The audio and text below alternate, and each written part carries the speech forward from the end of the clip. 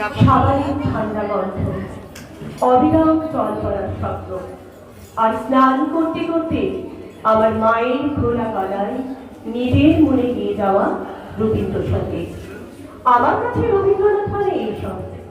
আমার কাছে রবীন্দ্রনাথ মানে 25শে বৈশাখের আনন্দ উৎসব নয়, 22শে শ্রাবণের ব্যথা নয়, জোড়াসাগর ঠাকুরবাড়ি কিংবা বোলপুরের বিশ্বভারতী আমি আর কোথাও থেকে তেমন করে পাই না যেমনটা পাই আমার মায়ের খোলা গায়ে।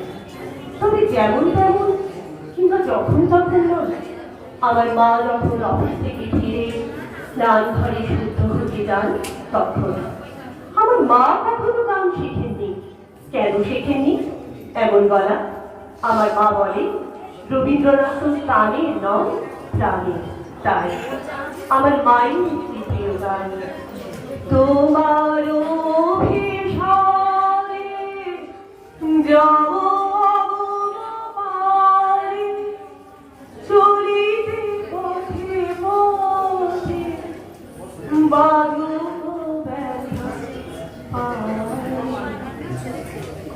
এই গানটা শুনতে শুনতে কখন যে আমার আপনার হয়ে গেছে। সেদিন হঠাৎ দিকের প্রতি না হতে অন্ধকার চলে এলো। আমার একরত্তি বাগানের ছোট ছোট গাছগুলো উঠান পাঠান হতে লাগল।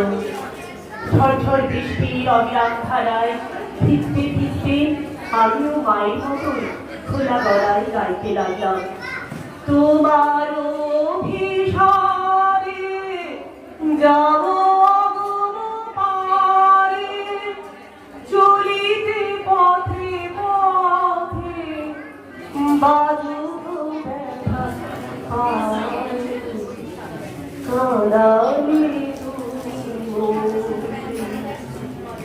অভিসার মানে কি মা? মা বলল অভিসার।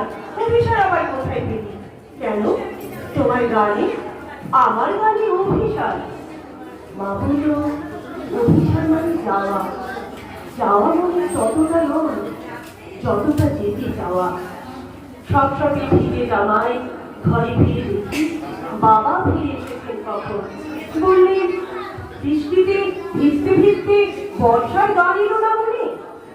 বাবাকে কেমন করে বোঝায় অভিসার শব্দের বাড়িটুকু আমি জেনেছি, আজ জেনেছি।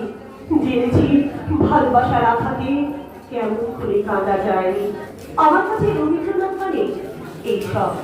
আমার কাছে রবীন্দ্রনাথ মানে মেঘলা আকাশে, বাদল বাতাসে, জল পড়ার শব্দে, সাবানের গন্ধে। এইভাবে আমি রবীন্দ্রনাথকে বছরের পর বছর প্রতি বছর পেতে চাই। যত দিন যাবে, যত দিন যাবে।